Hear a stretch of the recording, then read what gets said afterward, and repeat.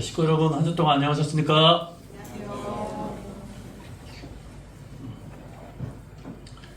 분위기가 너무 무거운 것 같습니다. 오늘 경축하는 날인데 경축이라고 썼는데 너무 무거운 것 같습니다.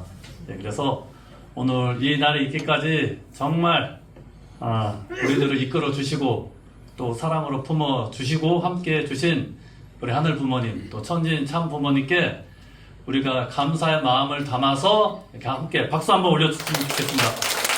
감사합니다. 사랑합니다.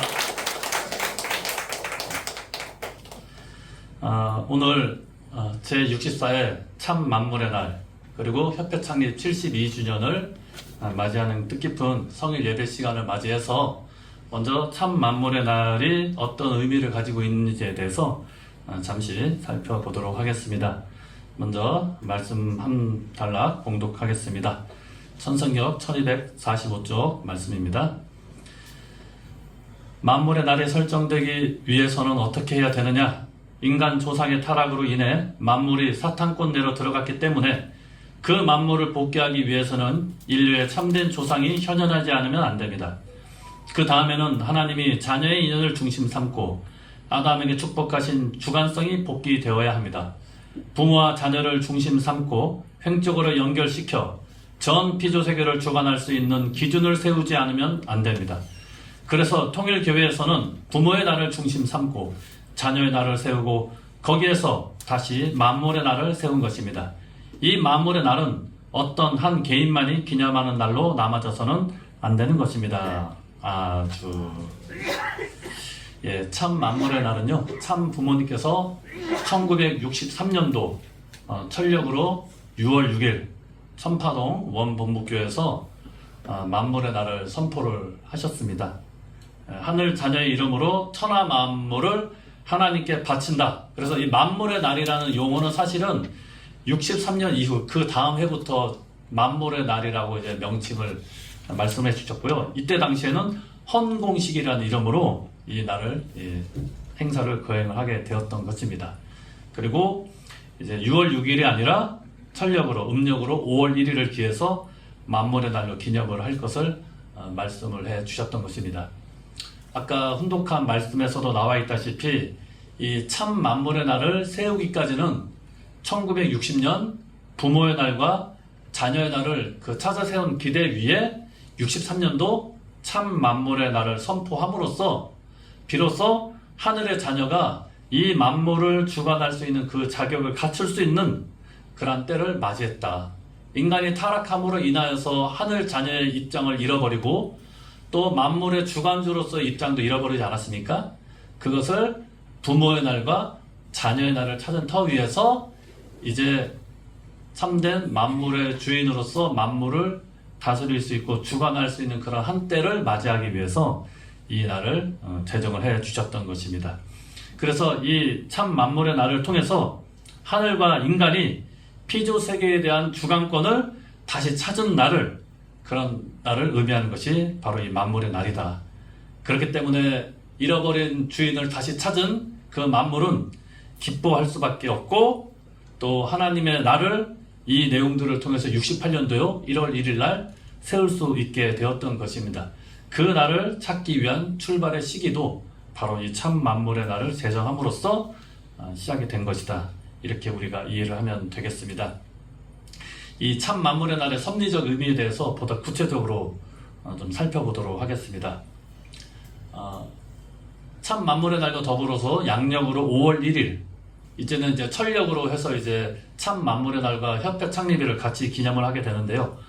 54년도 5월 1일 날 이 기독교 기반을 대신할 수 있는 세계 기독교 통일신령 협회, 이 가정연합이 창립이 됨으로써 1차적인 승리의 기반을 구축한 터 위에서요, 1960년 참 부모님 성혼식을 토대로 해서 이제 국가적 차원으로 이 섭리를 출발을 할 수 있는 때를 선포를 하게 되었던 것입니다. 이 내용을 통해서 하나님의 나라를 창건을 하기 위해서는 이 나라와 국토와 백성과 만물이 필수여야 됩니다. 근데 그때 당시에 이제 4대 명절이죠. 이 4대 명절을 제정함으로써 하늘나라를 창건할 수 있는 그런 토대를 마련하는데 참 만물의 날이 중요한 섭리적 의미를 갖고 있다. 이렇게 이해를 하시면 되겠습니다. 63년도 제1회 참 만물의 날 기념 행사가 원본복교회에서 오전 11시 15분에 거행이 되었다고 합니다. 참 아버님께서는 그때 당시 원본복교회 그 성전에서 북쪽으로 세 발자국을 나간 다음에 전체가 하나님께 경배를 드리게 하셨습니다. 경배 후에는 참 아버님께서 만물을 되찾은 그런 감격 어린 기도를 드리고 부모의 날과 자녀의 날을 세운 그 기반 위에 만물의 날을 세울 수 있는 것에 대해서 감사의 마음을 담아서 하늘 부모님께 기도를 올리시게 되었습니다. 그 기도 후에 참부모님 양이분께서 여러 식구들의 정성을 한데 모아서 마련한 이 헌공금을 하늘 부모님께 친히 봉헌을 하셨습니다. 이 헌공금은 우주와 만물 그리고 천주를 상징하는 그런 내용이 되겠는데요. 이것을 봉헌함으로써 모든 만물이 아름답고 신비로운 모습으로 에덴 동산을 하나님께서 직접 주관하실 수 있는 그런 의미를 담아서 하늘 부모님께 헌공금을 봉헌을 하게 되었던 것입니다. 이 참 만물의 날 선포는 복귀 섭리사에서 중심 인물이 재물 봉헌을 실수한 것을 탕감복귀하는 섭리적인 의미를 지닌 선포이기도 합니다. 또한 참 부모의 날과 참 자녀의 날, 이 참 만물의 날 제정 선포를 통하여서 부모의 심정, 자녀의 심정, 이 만물의 심정을 해원 성사하는 그런 날이 되기도 합니다. 인간 시조의 타락 사건으로 초래된 그런 인간과 만물의 이 탄식권에 머물러 있던 것을 극복을 하여서 하늘 부모님께 또 우리 모든 인류가 기쁨과 환희로 이 날을 맞이할 수 있는 한때를 맞이하는 뜻깊은 날이 되겠습니다. 이 만물의 날 선포식을 마무리를 하면서요, 참 부모님께서는 양이분께서 두 손을 들어서 축도를 하시고 그 정오 12시를 기하여서 세계 만물 만세, 세계 만물 만세, 세계 만물 만세를 3번 이렇게 제창을 하셨습니다. 이것을 통해서 만물의 날 헌공식이 종료가 되었습니다. 우리가 항상 어떤 행사나 기념식을 할 때 그 마무리를 항상 억만세 삼창으로 마무리를 했잖아요. 그 억만세 삼창의 전통의 기념이 이때 생기게 되었던 것입니다. 세계 만물 만세 이렇게 3번 크게 외치시면서 억만세를 하셨던 것입니다. 그래서 각종 명절 기념식의 마지막에 만세 삼창하는 그런 전통이 이 날로부터 시작이 되었다는 것도 아울러서 식구님들께서 아시면 좋겠습니다. 만물은 인간의 생존에서 절대적으로 필요한 요소가 되겠습니다. 자연으로부터 오는 그런 요소를 섭취함으로써 인간은 생존을 할 수 있는 그런 육신을 지니게 되었고요. 그런 인간이 잘 살 수 있는 그런 환경을 창조하신 것이 바로 하늘 부모님의 사랑의 심정이 되겠습니다. 그렇기 때문에 만물을 소유한다는 것은 인간에게 있어서 하늘 부모님이 내려주시는 그런 축복이 되겠습니다. 그래서 창세기에도 3대 축복의 말씀 가운데 하나가 만물을 다스리라는 축복을 주시지 않았습니까? 따라서 인간은 그런 제3축복을 실현해야 되는 그런 섭리적인 의미가 있었던 것입니다. 그런데 인간 시조가 타락함으로 인하여서 그 하늘이 준비하신 모든 그 환경, 그 만물을 사탄에게 빼앗겨 버렸던 것입니다. 그러므로 인하여서 인간은 풍요롭고 행복한 삶을 살았어야 됨에도 타락으로 인하여서 빈곤을 겪고 힘들게 비참한 생활을 할 수밖에 없었던 역사를 시작하게 되었던 것입니다.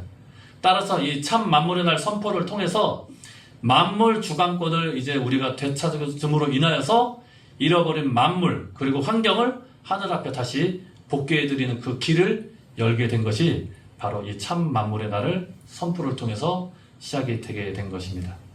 이 참 만물의 날 선포로 인하여서 만물들은 한을 풀게 되었던 것입니다. 사탄의 주관권을 넘어서서 진정으로 자신들을 다스려 줄 수 있는 참다운 주인을 맞이할 수 있는 그런 뜻깊은 날을 우리가 감사와 영광을 올릴 수 있는 그런 날로서 맞이하게 되었던 것입니다. 참부모님 말씀에 따르면요, 인간에게 있어서 부모는 세 존재가 존재한다고 말씀을 하셨습니다. 하늘 부모님께서 제1 부모이시고 제2 부모는 육신의 부모, 그리고 제3의 부모는 땅과 만물이다. 이렇게 말씀을 하셨던 것입니다. 사탄에 의해서 단절된 이런 인간과 이 만물의 인연을 이 참 만물의 날 제정 선포로 인해서 회복을 하게 되었던 것입니다. 따라서 우리 인간은, 이 타락성을 가진 인간들은 만물을 이기적인 욕망을 충족을 위한 객체로 여겼지만은 참된 인간은 이러한 가치관을 수정을 해서 만물을 하나님의 선물로 여기고 사랑하는 마음으로 관리를 잘 해야 되는 의미를 갖고 있습니다. 또한 만물과 일체가 되어서 하나님에게 영광과 찬미를 올려드려야 된다는 것이죠. 그리고 그 만물을 하늘 앞에 결속시키고 봉헌을 해야 되는 그런 의미를 갖고 있습니다. 그리하여서 만물을 사랑으로 주관하고 다스리는 제3대 축복을 비로소 성취할 수 있게 된다는 것입니다. 따라서 타락성을 가진 인간은 하늘이 행하시는 재창조의 은총을 받기 위해서 아담과 해와가 창조되기 이전에 지어졌던 이 피조 만물, 이것을 위해서 인간 자신이 가진 모든 이 만물, 이 소유를 하늘 앞에 온전히 봉헌할 수 있어야 된다는 것입니다. 자기의 피와 살을 투입해서 사탄 세계의 물질을 성별할 수 있는 입장에 서야 되는 것이 바로 이 만물의 날의 의미가 되겠습니다. 이렇게 전적인 봉헌을 하고 그러면 하늘이 봉헌을 받으신 그 만물을 이제 상속권을 갖게 되고 그 상속권을 다시 인간에게 부여하시는, 그래서 인간은 하늘로부터 부여받은 그 만물을 참 사랑의 심정으로 잘 관리하고 주관을 해야 되는 것이 진정한 참다운 인간의 모습이고 참 만물의 날을 통해서 비로소 인간은 이러한 봉헌과 상속권을 회복할 수 있는 그런 때를 맞이하게 되었던 것입니다. 이 날을 맞이하기까지 참 부모님께서는 정말 정성을 많이 들이셨다고 합니다. 전국의 산과 늪을 다 다니시면서요, 이렇게 그 만물의 내용을 찾기 위해서 수고의 노동을 걸으셨습니다. 높은 산, 낮은 산, 깊은 골짜기를 누비시면서 온 천지를, 이 자연 만물을 다 다니셨고, 그 후에는 바다를 향해서 나가셨던 것입니다. 그래서 63년도 6월 26일 날에 천승호 진수식을 그래서 하셨던 것입니다. 참 만물의 날을 선포를 하고 5일이 지난 후에 이 천승호 진수식을 통해서 참 아버님께서는 단순히 이 천승호, 그러니까 고기잡이 배잖아요. 이 고기잡이 배는 이제 고기를 잡는 것이 목적인데 단순하게 고기를 잡는 것이 목적이 아니라 정성을 들이기 위해서 이 천승호, 하늘이 승리하는 그런 조건을 세우기 위해서 천승호를 진술하셨던 것입니다.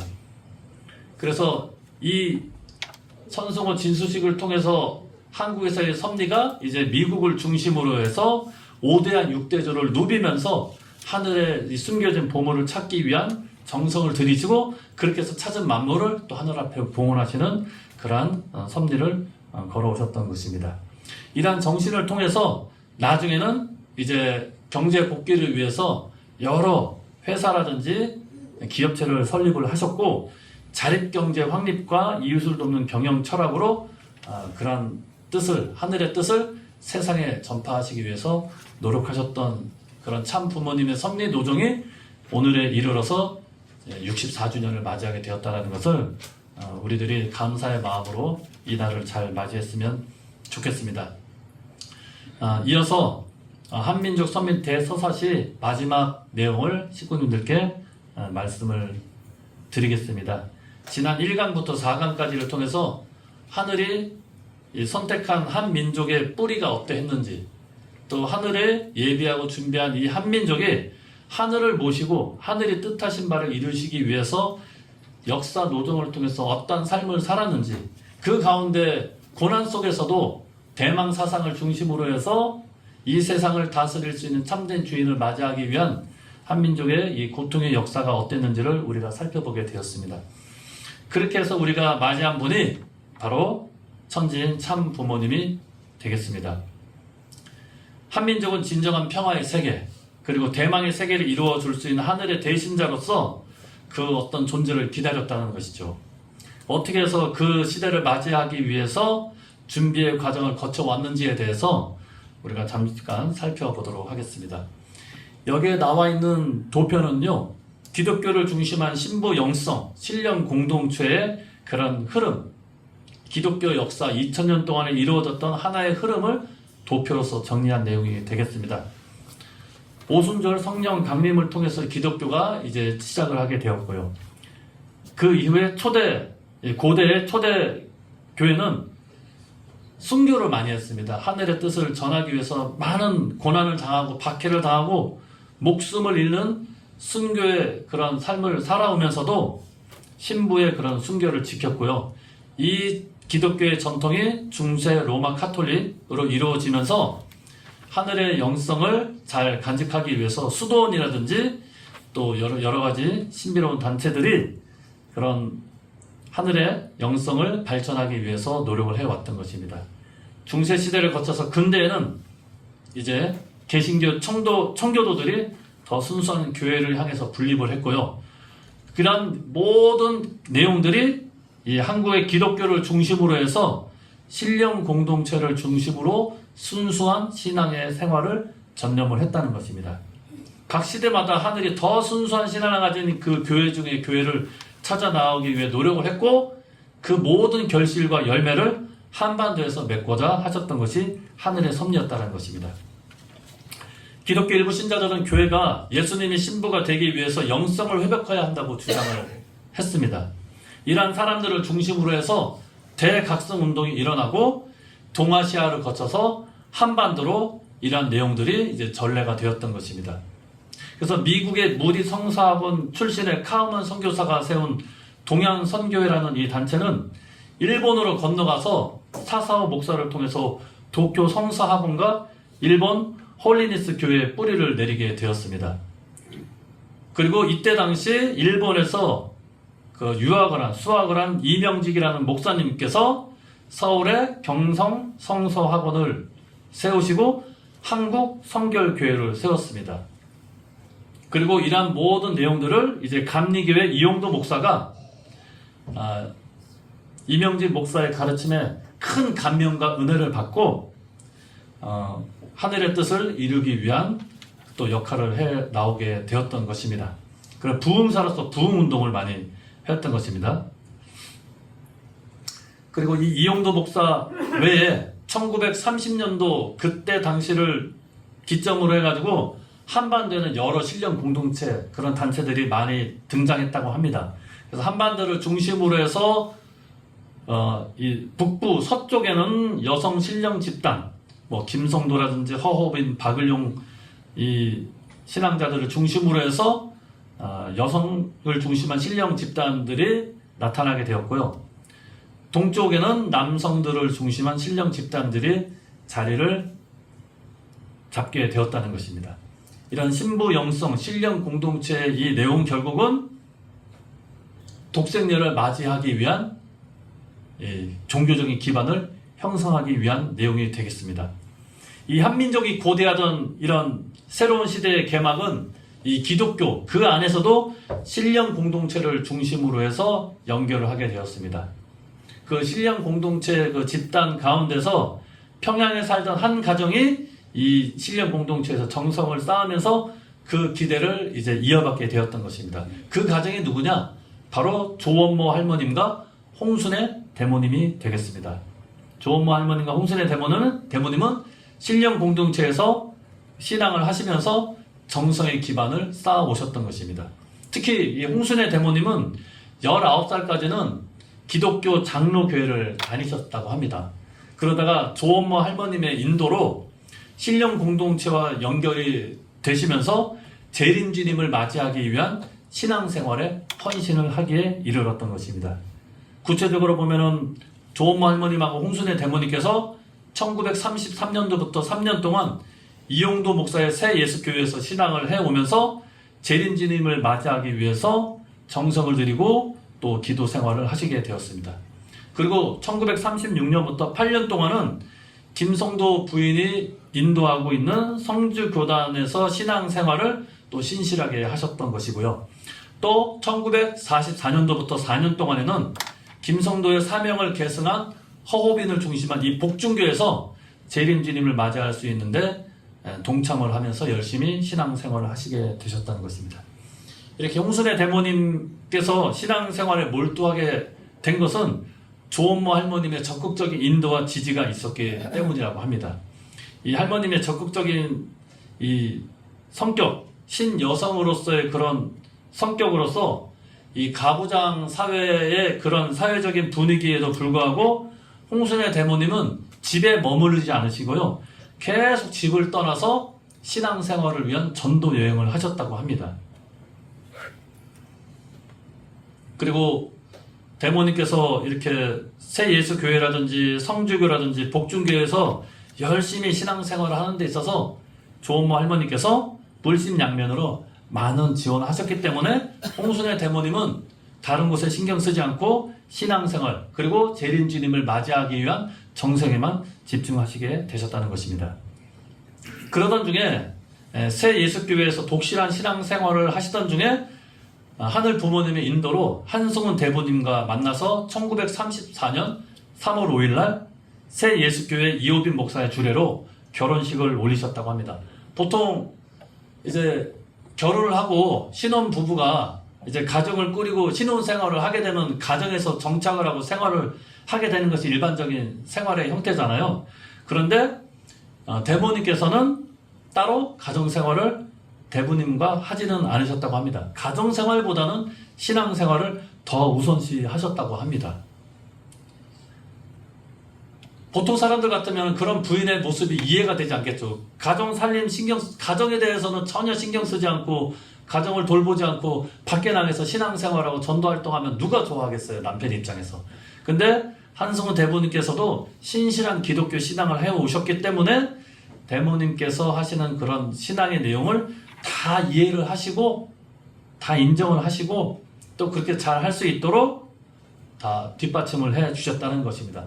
그런 이해와 또 서포트, 도움이 있었기 때문에 대모님께서는 정성의 기대를 더 준비하시고 집중을 하시게 되셨다는 것입니다. 그렇게 한승훈 대부님과 혼이 난 이후에도 신앙생활에 혼신의 힘을 다하면서 완전한 이 분별된 신앙생활하면서 정성의 기대를 어느 날 하늘 부모님을 통해서 계시를 받게 됩니다. 내가 나중에 자녀를 잉태하게 될 텐데 만약 아들이면은 우주의 왕이 될 것이고 딸이 되면은 우주의 여왕을 낳게 될 것이다. 이런 계시를 받게 되었다고 합니다. 결국 독실한 신앙생활 토대 위에서 홍순의 대모님께서는 아들을 잉태하셨을까요? 딸을 잉태하셨을까요? 예, 딸을 잉태하셨죠. 그분이 바로 참 어머님이십니다. 그리고 하늘의 계시뿐만 아니라 성주교 김성도 할머니께서는 네가 잉태해서 낳게 되는 그 딸은 주님의 딸이다. 그러니 너는 유모와 같이 잘 양육만 해라. 젖만 먹어서 잘 키우면은 나머지는 하늘 부모님께서 다 양육해 주신다. 이런 말씀을 또 증거를 해 주셨고요. 복중교회 허업인 모친께서는 참 어머님을 일컬어서 하늘의 신부가 되실 분이라고 증거를 하셨다고 합니다. 그러한 이 하늘의 계시와 이 증거의 기대 위에서 1943년 음력으로 1월 6일 날 참 어머니께서 독생녀로서 평안남도 안주에서 탄생을 하시게 되었던 것입니다. 그리고 대모님께서는 하늘의 계시와 또 여러 증거와 마찬가지로 유모와 같은 심정으로 하늘 부모님을 대신을 해서 하늘 부모님의 딸을 모시는 마음으로 참 어머님을 양육을 하셨다는 것입니다. 그리고 분별된 그런 삶을 통해서 독생녀로서 책임 분담을 다 할 수 있도록 그 노력을 해 오시면서 참 어머님을 양육을 하셨다는 것입니다. 참 어머님은 재림주님을 만나기 위해서 독실한 신앙생활을 하는 가정에서 탄생을 하시고 성장을 하시게 되었습니다. 45년도 해방 후에 북한 공산 정권에 들어서면서는 종교 탄압이 급심해지게 되었습니다. 이때 하늘 부모님께서는 참 어머님께서 성장을 해서 스스로 결단해서 나아갈 수 있도록 보호를 하시기 위해서 조은모 할머님, 홍순의 대모님, 그리고 참 어머님 이 3대 동료를 1948년도 북한 공산 정권에서 남하하도록 인도를 해 주셨습니다. 그런 가운데서 공산군과 또 국군의 위협을 받는 때도 있었지만은 그런 위기 상황을 잘 극복을 하시면서 절대적인 신앙생활을 영위해 오셨습니다.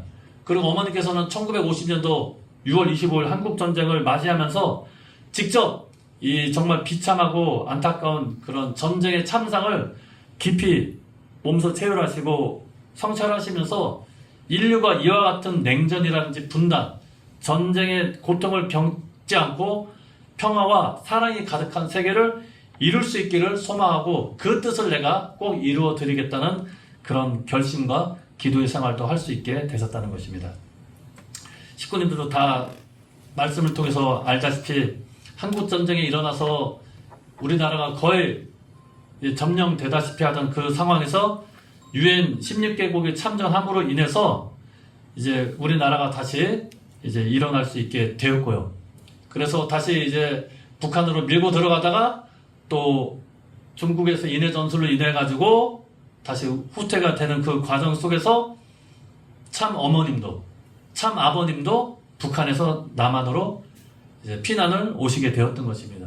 따라서 이 6.25 전쟁은 금년도가 이 6월 달이 바로 6.25 전쟁이 일어났던 그 달 아니겠습니까? 외적으로 보면은 북한과 남한의 전쟁과 싸움이라고 할 수 있겠지만은 섭리적으로 보면은 하늘이 참 아버님과 참 어머님을 지키기 위한 성스러운 전쟁, 성전으로서 이 전쟁이 발발하게 되었다는 것을 참 부모님의 말씀을 통해서 우리는 섭리적으로 바라보게 됩니다.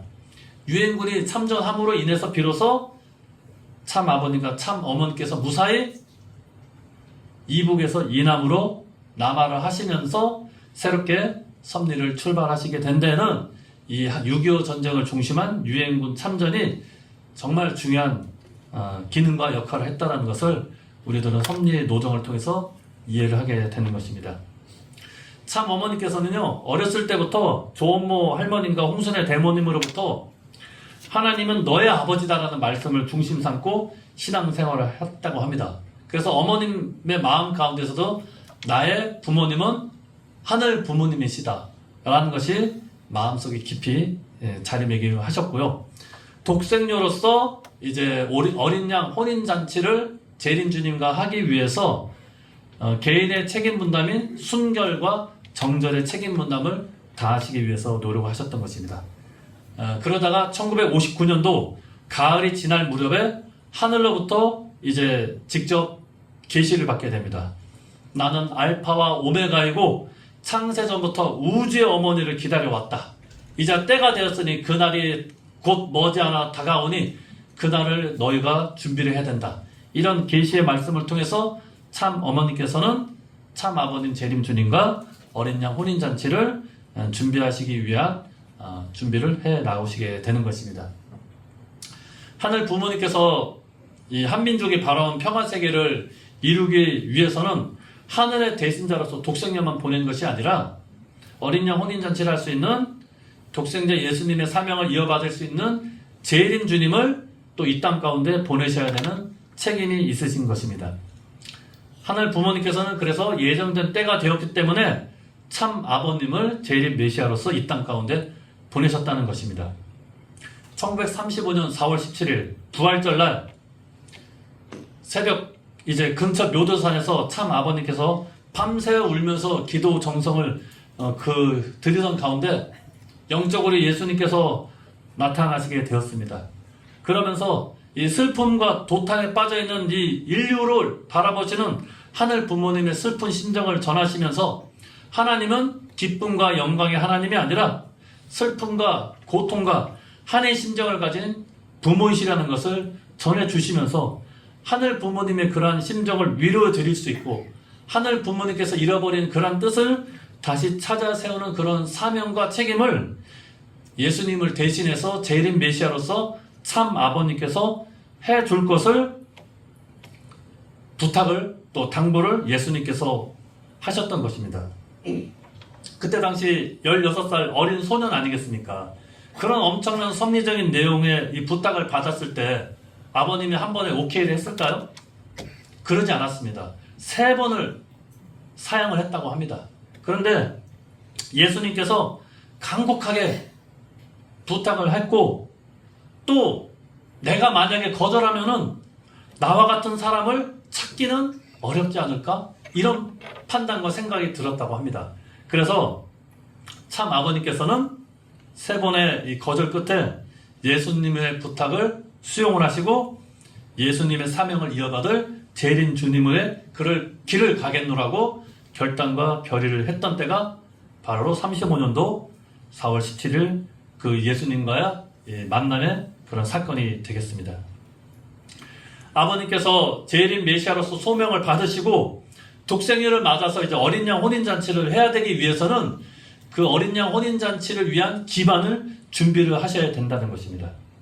그것은 2000년 전에 예수님의 이 메시아로서의 사명, 그 기반을 또 인계받는 그런 입장에서 아버님이 책임을 하셔야 되는데, 첫 번째 책임이 뭐냐?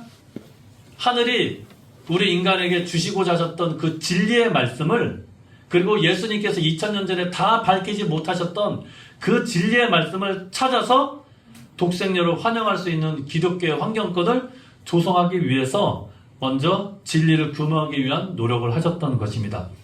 35년도부터 10년 동안 45년도 이 민족이 해방될 때까지 이 10년의 기간을 통해서 참 아버님께서는 하늘이 잃어버린 그런 진리의 그 말씀을 찾기 위해서 정말 많은 노력과 정성을 들이시고, 또 지금 역사상에 수없이 많이 왔다가 갔던 예수님을 비롯한 이 성현들을 만나서 교통을 하면서 인생과 우주의 그리고 역사의 진리를 탐구하는 책임을 필사적으로 노력을 하셨던 것입니다.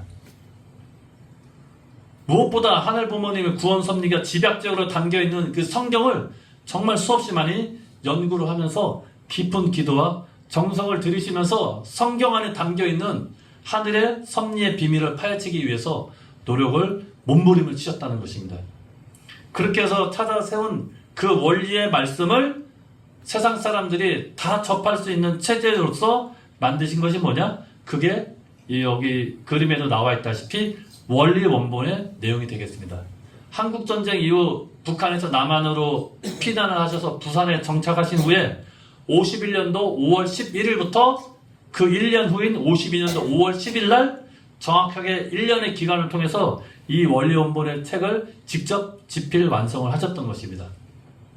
그리고 이 원리 원본의 내용을 토대로 해서 57년도에는 원리 해설을, 1966년도에는 우리가 많이 접했던 이 원리 강론의 체계를 통해서 이 진리에 대한 이 규명을 해 오시고, 그 이후에도 이제 성향의 말씀, 또 천일국 기원주를 중심한 그런 모든 말씀을 통해서 하늘에 우리 인간들에게 주시고자 하셨던 진리의 말씀을 모두 규명하시게 되셨던 것입니다. 그럼으로써 재림 주님의 첫 번째 사명으로서 진리를 탐구하고 진리를 찾고 그것을 전하는 책임을 참 아버님께서는 다 하셨던 것입니다. 그 진리의 내용을 통해서 기독교가 독생녀를 환영할 수 있는 그 기반을 조성하기 위해서 아버님께서는 진리의 말씀을 기독교인들에게 먼저 전하기 시작하셨던 것입니다. 1945년도 해방된 이후에 이 평양 일대를 중심으로 해서 기독교가 부흥의 운동이 이뤄지게 됐고, 그 가운데서 다시 오시는 예수님은 구름을 타고 오시는 것이 아니라 인간의 육신의 몸을 통해서 한국으로 재림하신다는 신령 공동체, 이 단체에 참 부모님께서 찾아 세운 이 원리의 말씀을 먼저 전했습니다. 하지만 그런 준비되어졌던 신령 공동체가 참 아버님과 하나가 되지 못하고 진리의 말씀을 수용을 하지 못했습니다. 그 다음에 참 아버님께서는 신사참배를 거부한 기독교, 이 기독교는 소수였지만은 45년도 해방된 이후에는 모든 기독교의 주류 세력으로서 자리매김했거든요. 따라서 신사참배를 거부한 이 기독교 지도자들에게 진리의 말씀을 전함으로써 참 아버님이 그들과 하나만 되면은 기독교의 기반을, 이 환경권을 조성을 해서 독생녀 참 어머님과 어린 양 혼인잔치를 준비하기 위한 기반을 마련하고자 하셨던 것입니다.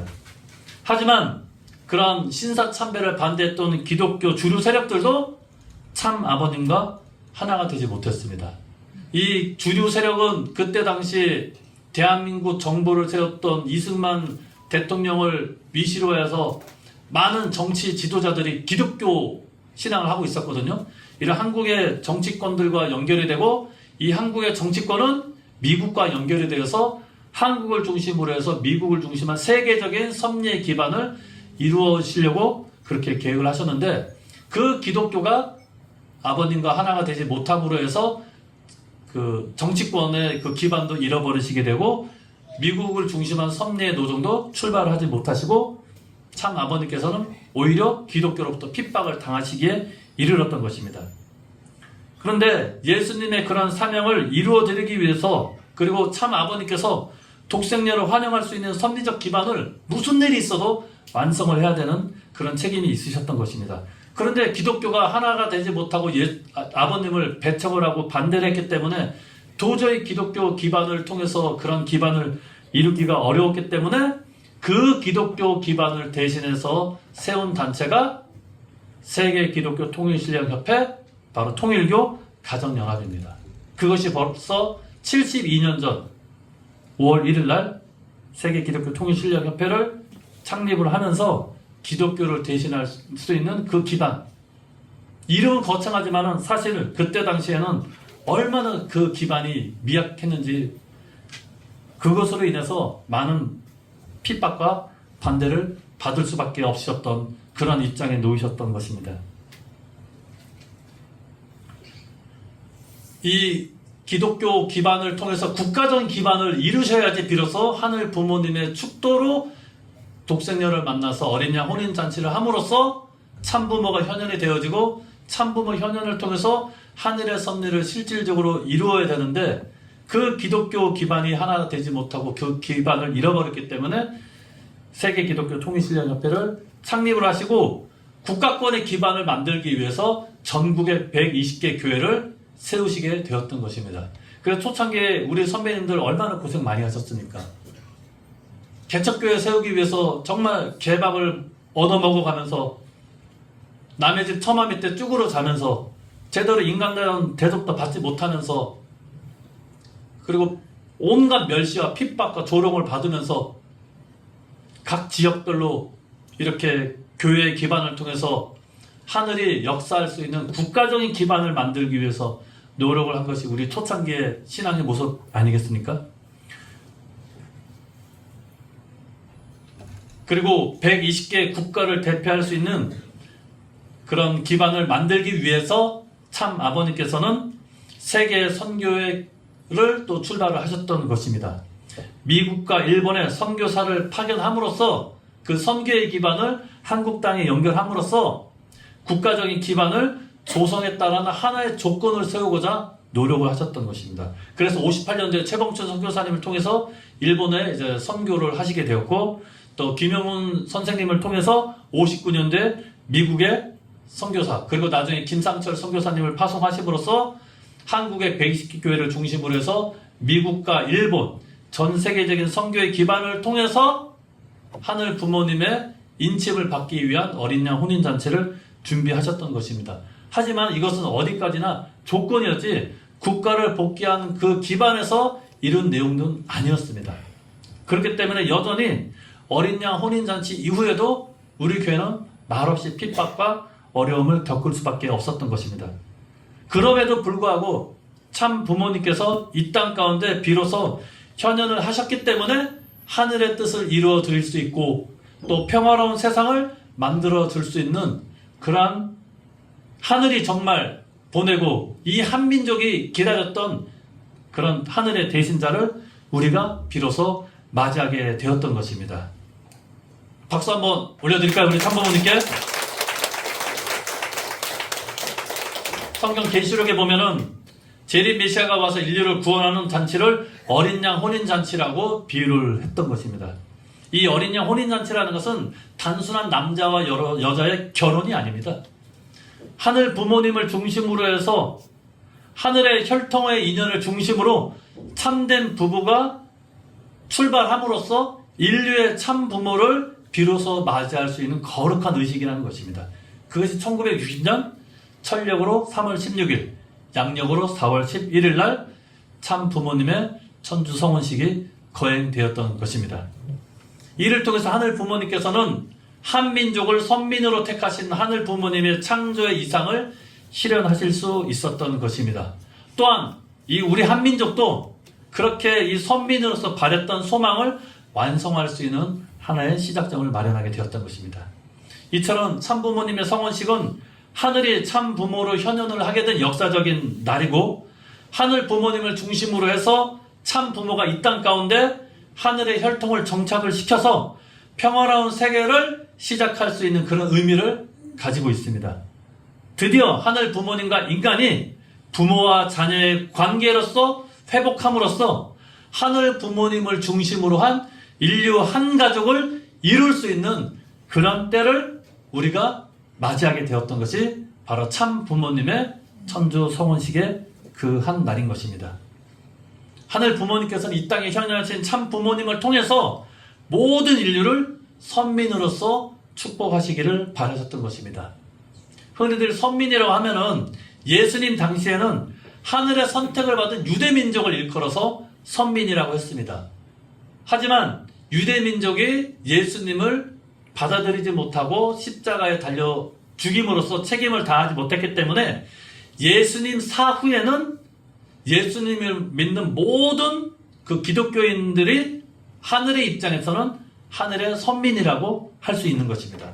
마찬가지로 이 한민족도 하늘의 선택을 받은 선민이지만은 더 나아가서 참 부모님께서 이 땅에 현현하신 이후에는 참 부모님을 믿고 모시는 모든 사람들이 선민인 것입니다. 축복가정들이 선민의 어떻게 보면 원조라고 할 수 있고요. 축복가정의 인연을 통해서 참 부모님을 알고 모시고 받드는 모든 사람들은 다 선민이라는 것입니다. 예전에 일본 그 목회 공직자들, 지도자들이 와서 한민족 선민 대서사시 교육을 받을 때가 있었잖아요. 근데 이제 하늘이 택한 선민의 한민족이라고 하니까 그러면 일본 사람들을 비롯한 세계의 많은 다양한 사람들은 선민이 아니니까? 라는 질문을 했을 때 이 내용으로 답을 했다는 것입니다. 하늘 부모님을 믿고 또 참 부모님을 믿고 모시는 모든 사람들은 다 선민이다 라는 것입니다. 한민족이 선민으로서 택함을 받았지만은 우리 한민족으로서만 머무르는 것이 아니라 이 선민의 어떤 이 내용을, 환경을 넓혀 나가서 모든 온 인류가 하늘 부모님 또 참 부모님을 믿고 받들고 모실 수 있는 그러한 한때를 맞이해서 모든 인류가 선민으로서 거듭나야 된다. 그것을 참 부모님을 통해서 인류 한 가족의 평화로운 세계를 이루시고자 하시는 것이 하늘의 복귀 섭리의 최종 목적이고, 그 출발이 참 부모님의 현현 그리고 참 부모님의 천주 성원식을 통해서 비로소 시작이 되어서 72년 오늘에 이르게 되었고, 이 가정연합을 중심으로 해서 전 세계적인 기반을 갖고 많은 사람들이 하늘 부모님과 참 부모님을 모시는 삶을 살아가는 선민의 삶을 살아가고 있다는 것입니다. 참 부모님께서는 축복 결혼을 통해서 모든 인류 전체가 선민이 될 수 있도록 하셨다는 것입니다. 선민이 되기 위해서는 참 부모님을 모셔야 된다는 건데, 그 참 부모님을 모시고 선민의 자격을 갖추는 것이 뭐냐? 그게 바로 축복 결혼이라는 것입니다.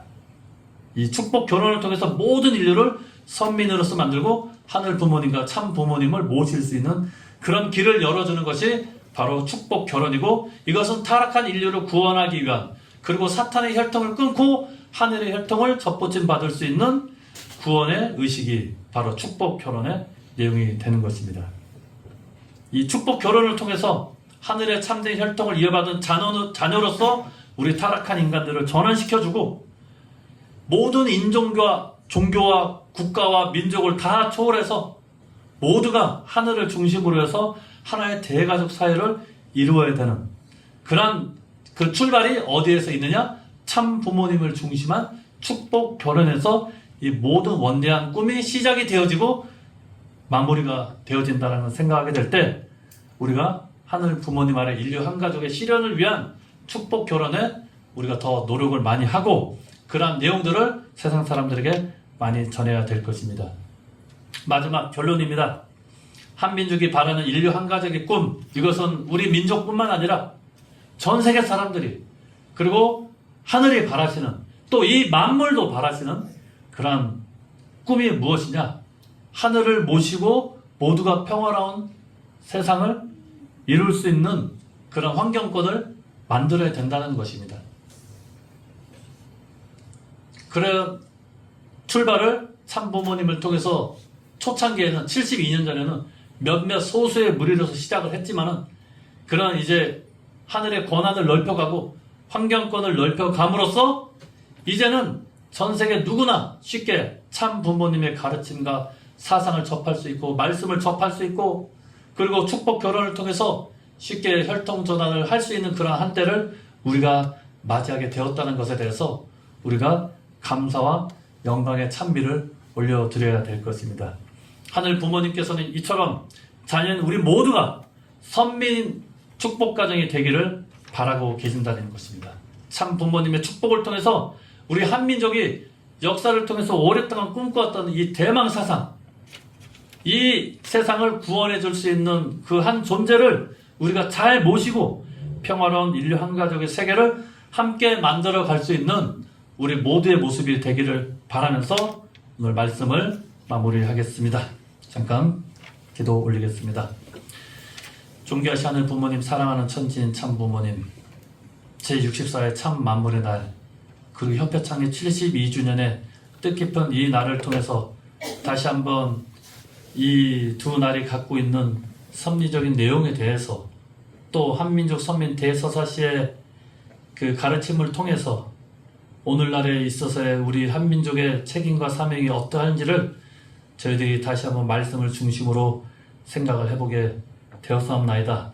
하늘이 오매불망 기다렸던 그 한 존재를 한민족에 보내주시고 어린 양 혼인잔치를 통하여서 하늘의 혈통을 이어줄 수 있는 참 부모님이 현현하신 것은 인류 역사의 커다란 사건이고 또 축복의 한 날이를 우리가 맞이하게 되었습니다. 참 부모님을 중심으로 해서 하늘의 환경권을 넓혀가고 잃어버린 혈통을 다시 찾아 세우는 그 노정을 72년간 중단 없는 전진을 해오게 되었습니다.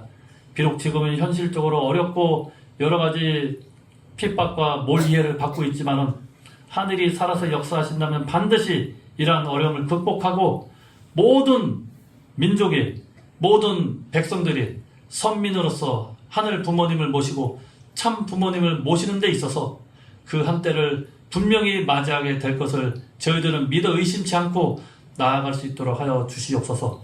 부족한 저희들을 찾아 세우시고 귀한 말씀과 사랑으로서 저희들을 키워주시고 하늘의 뜻을 이루어갈 수 있는 선민으로서의 책임과 사명을 부여하셨사오니 그 책임과 사명을 다할 수 있는 모습으로서 거듭날 수 있는 우리 충주대교의 모든 식구들이 되기를 간절히 바라고 원하면서 홀리 마더를 모신 축복가정 조형의 이름으로 감사기도 올렸사옵나이다.